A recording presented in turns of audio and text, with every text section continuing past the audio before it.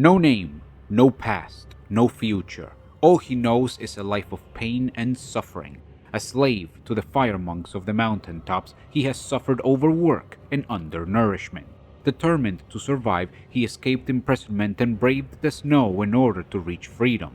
Untrained and unprepared, nature took its toll. With a face mangled by frost and a body beaten by ice, he harnessed the same power in order to punish those that made his life devoid of value.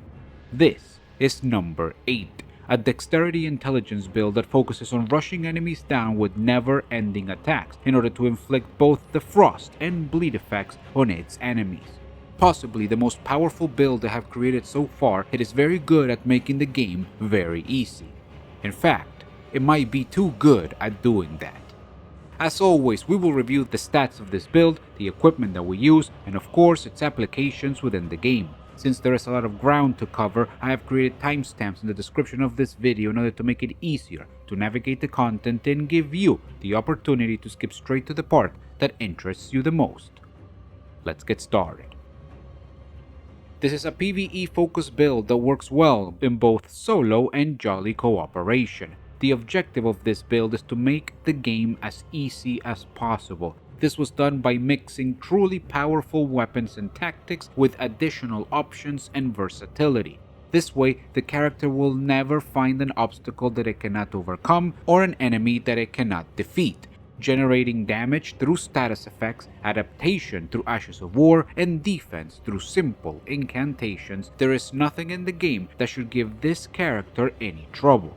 On top of this, we make sure that we can take a few hits by increasing our defense and our HP. All in all, and combining these factors, we want to reach a build that truly allows the player to stop thinking and just go with the flow. Because sometimes things don't need to be hard, they just need to be fun. To reach this objective, we will be running the following stats. Start the game as a Vagabond. This class is the most efficient to reach the required stat block for this build, allowing us to make use of every rune level possible to its maximum potential. As the primary focus of this build is PvE, I have chosen to base it on rune level 150. Finally, this is the stats block you wanna end up with. 60 Vigor, 18 Mind, 11 Endurance, 16 Strength, 55 Dexterity, 50 Intelligence, 12 Faith, and 7 Arcane. There are many ways to reach these stats. Level up however you feel comfortable. That said, I do recommend that you take the following path. As soon as you are in the lands between, the first thing to do is get your Vigor to 20. Survivability is more important than damage when you're just starting out a character. The second priority is to get some tools for the character. In this case, we are interested in bringing Strength to 16, Faith to 12, and Dexterity to 18. This will give us access to a basic set of incantations and set up the character to use Moonveil, the carry weapon of this build. The third priority will be to get Intelligence to 30. For this build, I decided to run Moonveil through the level up process. This will let us meet the requirements of the weapon and begin to increase its damage output. The fourth priority is to get Vigor to 40. This will allow you to survive comfortably throughout the mid-game, allowing you to focus on your other stats.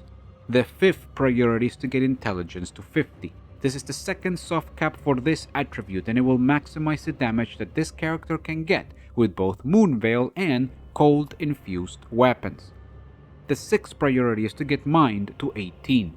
With the basis of the build established, this will help us with some more FP. When we increase the amount of times that we can use Ashes of War, we give this build a direct increase to damage. The seventh priority is to top off Vigor at 60. This will put you at our required HP pool, granting you maximum security to withstand the hardest hitting attacks from the endgame enemies. The eighth and final priority is to max out our Dexterity at 55.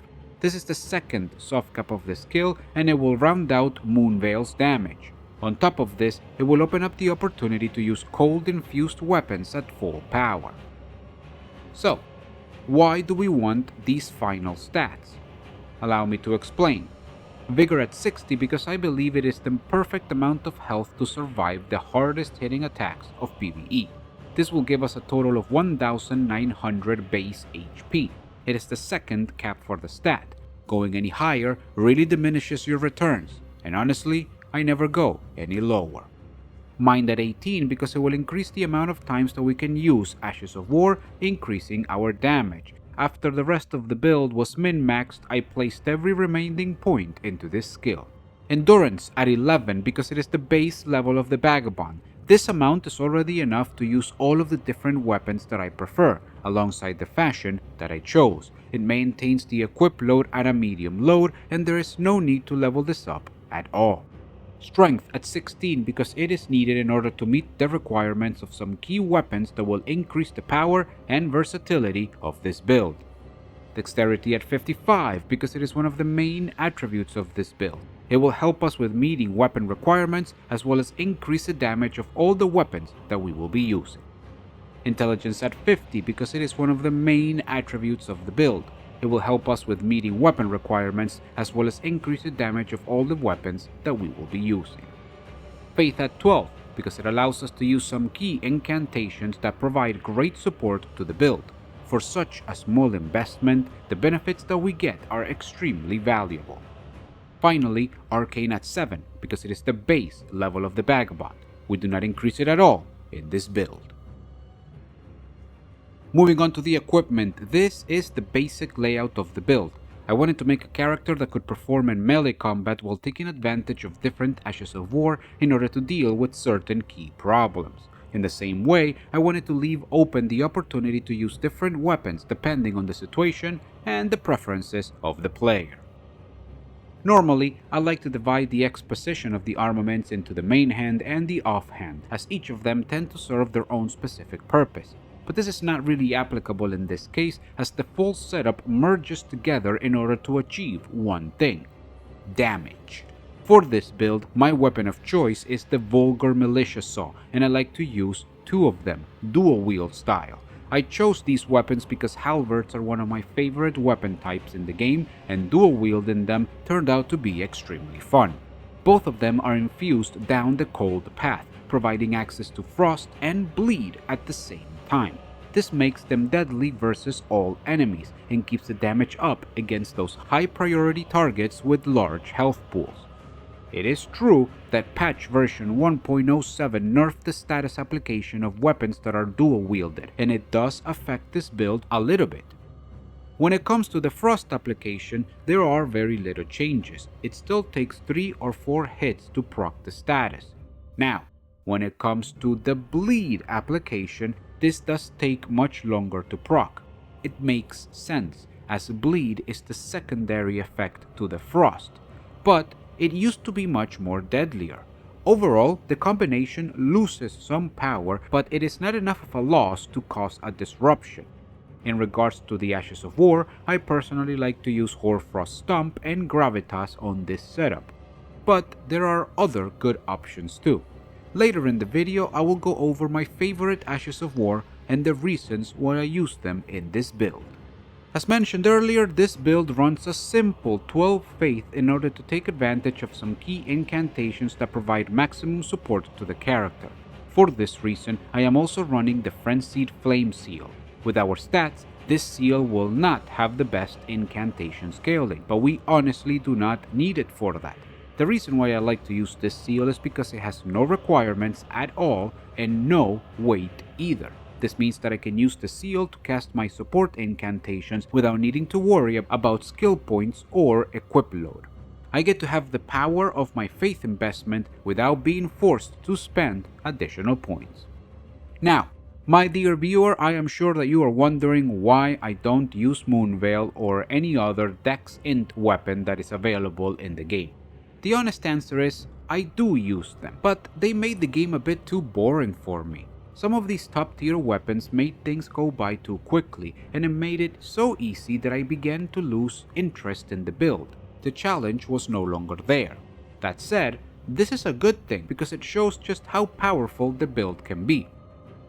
Nevertheless, I understand that you may be interested in using these weapons, so I have set up some easy to follow alternatives that can increase the power and damage of the build without needing to make any changes at all. All you have to do is switch the weapons. There are 5 additional setups that I like to use here and there depending on the situation. First, there is the lightning setup. This alternative is made up of the Dragon Scale Blade Katana and a Lightning Uchigatana. The objective of this setup is to provide lightning type damage. Since most things that we use in this build are magic type damage, it would be troublesome if we find an enemy that is resistant to it. For these cases, I like to use these katanas in order to circumvent this issue. Second is the Moonveil setup. This is the tried and true, very powerful combination of the Moonveil Katana with a cold Uchigatana. There is not much to say about this setup. It is very powerful and it is very easy to use. Between the dual-wield moveset of the katanas, the power of Transient Moonlight, and the secondary effects of Frost and Bleed, not many enemies will stand up to your character. When it comes to PvE content, there are few setups that are as powerful as this one, at least in my opinion, and that's the reason why I stopped using it. Third is the Flamberge setup. Now this one I like a lot, and I use it a lot. I tend to switch between this and the dual-wield Militia Saws. Greatswords are my favorite weapon type in the game, and the Flamberge is very good for dex-based builds. Since it is infused down the cold path, it combines the Greatsword stance breaking capabilities with the addition of Frost and Bleed procs. All of this makes the Flamberge a monster in its own right. I like to use the Lion's Claw or the Giant Hunt Ashes of War on it in order to speed up the stance breaks. Then I switch to the Magic Misericord for a massive riposte. Generally speaking, only bosses are capable of standing up after that combo. Fourth is the Dual Nagitana setup. Another dominant setup, this one will also make the game very easy. Dual Spears are scary because they are powerful. With quick attacks that are perfect for proccing status effects, long reach, and good damage, they offer almost everything that we need in order to succeed in both PvE and PvP. Infusing the Nagitanas down the cold path will grant you, once again, both Frost and Bleed. This is the theme of the build, and it is possible that dual Nagitanas is the most powerful way to take advantage of it. As for Ashes of War, the options are almost limitless. I like Giant Hunt, Gravitas, and Ice Spear, among other things. And the new Endure, buffed in patch version 1.07, is also a very good choice. Speaking of Endure, the final setup is simply the S-Stock. Nice and simple. I keep this setup as a possibility in the case that you will be interested in doing PvP. Endure, with the version 1.07 patch, is very good. With a lot of poise, a lot of absorption, and a much better duration, it has perfect synergy with weapons that have fast attack speeds. Rapiers are good with it, but large thrusting swords and straight swords are also a good candidate. While they may not guarantee wins, it is a very easy to execute strategy. Combined with its power, it is no surprise that it's quickly becoming the meta strategy. Please be advised, if you're entering PvP with this setup, you need to wear better armor in order to increase your poise. With our weapons out of the way, let's talk about Talismans. This build has a very simple objective when it comes to Talismans. I want to use Talismans in order to increase the comfort of the build. This means providing more health, more defense, and also increase the damage of our Ashes of War, because they are one of our main sources of damage. This is especially the case for Transient Moonlight. For this reason, we are running the Erdtree Favor +2, the Crimson Medallion +2, and the Dragon Crest Great Shield Talisman in order to be able to maximize our defensive potential, alongside the Shard of Alexander to achieve the aforementioned increase to Ash of War damage. Altogether, this talisman setup gives us a total of 2134 HP with a very solid 34% physical damage reduction, as well as an additional 15% Ash of War damage. As you can see, we combine high damage output with very stable defenses in order to increase the chances of success and maximize the power of the build. Alright, let's talk about armor. In this game, armor is extremely important. This is because this game has extremely good looking armor. Fashion Souls or Elden Bling, however you prefer to call it, is at an all-time high. For this build, I was looking to create the image of a torn down Tarnish that dressed himself with whatever he could find, shaping together armor as best as he could. Of course, the bandaged face represents the irreparable damage received in his escape while facing the frigid winds of the mountaintops of the giant. To achieve this, we will need to use the blood-soaked mask, the Vulgar Militia armor, the iron gauntlets, and the Vulgar Militia greaves. All in all, this armor setup gives us a total of 17% physical damage reduction that can be increased to 34% physical damage reduction thanks to the Dragon Crest Great Shield Talisman. As for poise, this build provides a total of 33 points. This may prove to have some uses in PvE, but it's not something to heavily rely on. If you intend to take this build into PvP, you will need to use armor that provides a much higher poise. Otherwise, it won't be effective. As usual, since this is a PvE build, I did not really focus on poise and prefer to go for the looks and the feel of the fashion instead.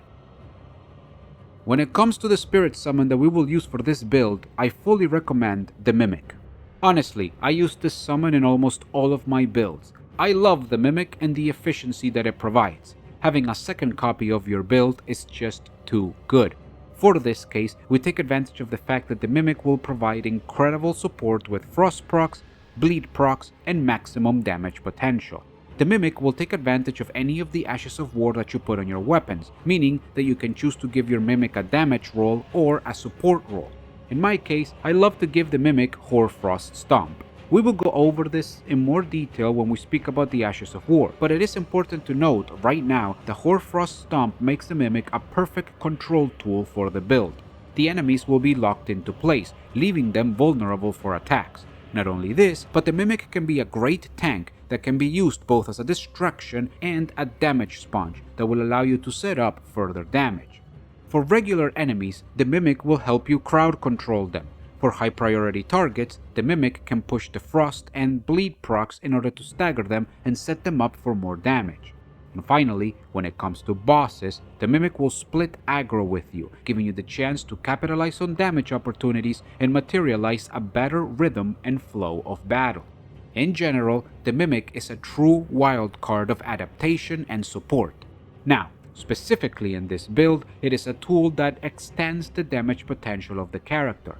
We don't rely on the Mimic to deal the damage, we rely on it to help us flow into the next setup. Taking into consideration the sheer amount of damage that this character is capable of, this is the best tool that we could ask for. The Mimic is the perfect wingman for this build. In this build, I focused on having many options active and within reach almost immediately. Multiple weapons that we can switch to, which can then provide changes in playstyle, and tools to deal with all of the different situations that the game can present us. Part of this versatility and capability of adaptation comes from our choice of weapons, but it is also important to highlight how primordial our choice of Ashes of War is. The different Ashes of War in the game will provide us with damage, crowd control, and even answers for specific problems that could give this build trouble. Everything comes together in order to give this character every single advantage possible.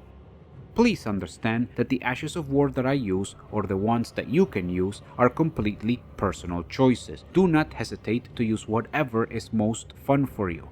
For now, let's take a look at my own personal choices and the reasons why I like to use them. All the way back in February, when Elden Ring was released, this Ash of War was absolutely overtuned, to the point that it made the game incredibly easy. It dealt a lot of damage on top of the fact that it procced Frostbite for even more damage. It was nerfed in one of the first patches of the game and its damage was severely lowered. This meant that its efficiency was also lowered. That being said, I have found that this Ash of War is perfect for crowd control and battlefield manipulation. First of all, it has incredible range for a close quarters Ash of War. Second, the cone-shaped AoE is fantastic for catching multiple enemies and grouping them together. And third, it generates Frostbite buildup. Generally speaking, it will proc the Frostbite status on most enemies with just 2 applications. All of this is fantastic, but the main reason that I like this Ash of War is that it has lockdown capabilities. This Ash of War has 2 points of contact.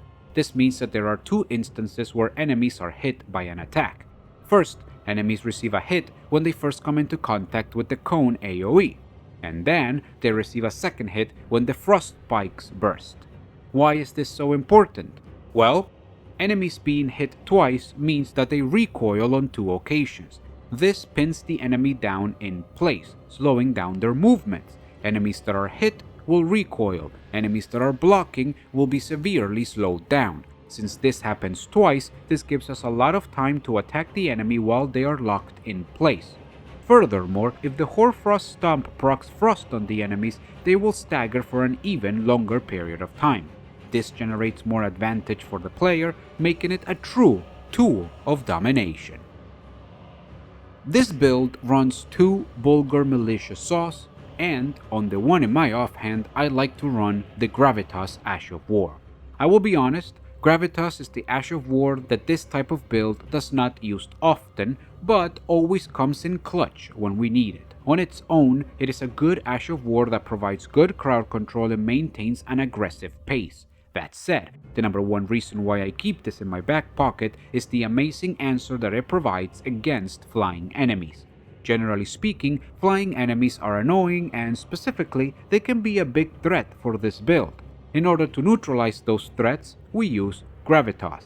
When activated, this Ash of War creates a force field with considerable range that pulls enemies towards the caster.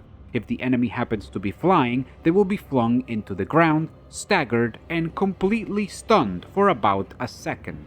This gives us enough time to defeat the enemy before it takes to the air again. It is simple and easy to use, so you will never have to deal with aerial enemies anymore. If it flies, Gravitas comes out. Giant Hunt is one of my favorite Ashes of War, and honestly, one of the most useful ones in the game. It has a very similar purpose to Lion's Claw, and maybe it is a bit weaker than its counterpart, but I definitely enjoy running this Ash of War in this build. Besides the incredible damage that it provides, it also has good range and very good additional poise to guarantee the hit. With all of this said, its best characteristics is definitely the fact that it flings most enemies into the air, causing them to be knocked down into the ground. This generates both time and space for the player to reposition and set up more damage. In this kind of build that takes advantage of multiple status effects, having an opportunity for free damage is extremely valuable.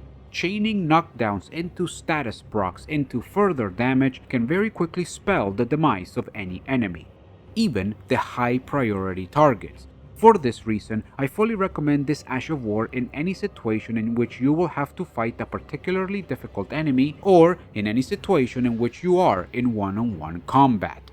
This one can definitely be considered a power type Ash of War, but that does not mean that it does not have its own strategic uses. Ice Spear is the Ash of War that provides some sense of a ranged option to this build. While it is true that it does not have incredible range, it is still good enough in order to give this build a way to pull enemies from each other. Not only this, but it is very effective at proccing frost on these enemies. That means that if played correctly, enemies will already be suffering from frostbite before they even reach you. If you are fighting a high priority target that lacks any good ranged options, this Ash of War will help you by severely weakening them before they get to you. By then, it would not take much more to defeat them. Also, I have to admit that I was surprised at the amount of damage that it did. Capable of matching the damage that Giant Hunt can do, but from a distance, this is definitely a tool to take into consideration. All in all, I can admit that Ice Spear might not be the most used Ash of War in this build. That said, it has proven to be both efficient and effective at dealing with threats and providing this build with options. That alone merits a spot in my back pocket. After all, this build is about having options and not being caught off guard, and Ice Spear achieves that perfectly. Up to this point, we have spoken about the equipment and the armor, we have talked about offense and defense. Up next, we need to talk about the different incantations that I use in order to get the best value from this build. Before we begin, it is important that you, my dear viewer, understand that spell choice is 100% personal. This list of spells that I will show you here is not the absolute best list that you can have. Instead, these are the spells that I prefer to use because they are the ones that suit my playstyle the most. You may think that other spells are better or that I am simply making the wrong choices. This is okay. Please remember to use any spell that you think is best or that provides you with the most fun. I will show you my list of spells and do my best to explain the reasons why I think they are the most useful. Hopefully, you are able to obtain inspiration from when you are making your own list. Let's take a look. In this build, I only use 6 memory slots. I try to keep a short list of key incantations that will make my life easier when using this build. Each spell has a use, and they each shine as an answer to a specific problem. The list of spells that I like to use is as follows: Flame Cleanse Me, Heal, Magic Fortification, Flame Fortification, Lightning Fortification, and Divine Fortification. Flame Cleanse Me is one of the most powerful incantations in the game. It provides a fast, cheap way to get rid of poison, and most importantly, Scarlet Rot.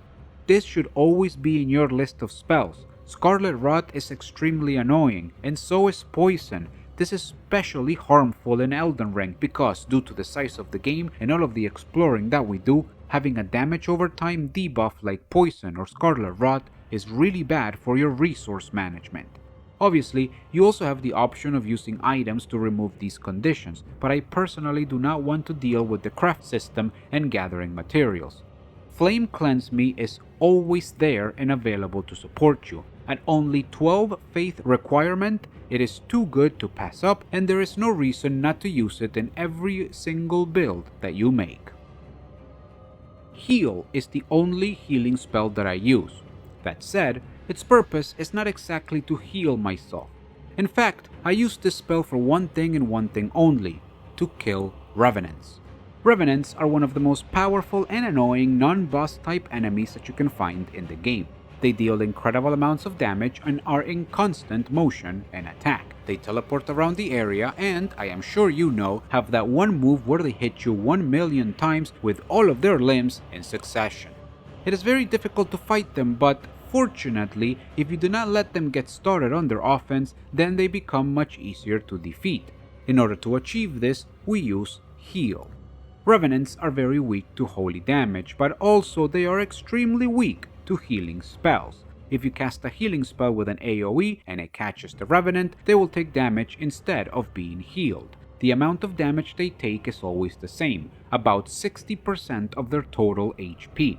2 spells will always kill them, and since the first spell also staggers them, it is very easy to cast 2 of them back to back for the kill. Since the damage is always the same, I like to use Heal because it costs the least amount of FP out of all of the AoE heals. If you execute this strategy correctly, then you will defeat the Revenant before it even has a chance to hit you. The quartet of Magic Fortification, Flame Fortification, Lightning Fortification, and Divine Fortification is what I like to call the Resistance Crew. This is our main tool to counterpick the damage that each of the game's enemies and bosses will do. They provide resistances to magic, fire, lightning, and holy damage, respectively. You should always have one of these active if you want to increase your chances of survival. They are cheap to cast, costing very little FP, and they last a considerable amount of time, taking into consideration how much of a defensive boost they represent. Each of these incantations will leave you with around 48 to 49% absorption against the chosen damage type, depending on what kind of armor you choose to use. Of course, mileage may vary, but it is always a good choice to have these on. It is very important to know what you're up against so that you can help yourself survive the battle. I do not like this build. I really don't. But the reasons why I don't like this build are very personal. On its own merits, this is probably one of the best builds that I have made so far. Really, it is strong, versatile, consistent, and most importantly, very easy to use. It is capable of handling even the hardest challenges that the game can offer without much thought on the matter. It is very possible to play this build without thinking, just going through the motions, and you will find success. capable of taking advantage of both Moonveil and some of the best Frostbleed PvE combinations in the game, there is very little that will ever present a problem for this build. But to me, this is boring. There is no challenge, no feedback, and very little learning process. It's just absolute destruction. Obviously, my dear viewer, my job is to present to you the best build that I can in each video, and I believe that you will not be disappointed at the results that this character can provide. Hopefully, it's what you're looking for. Thank you very much for your time, and I hope that I get to see you on the next one.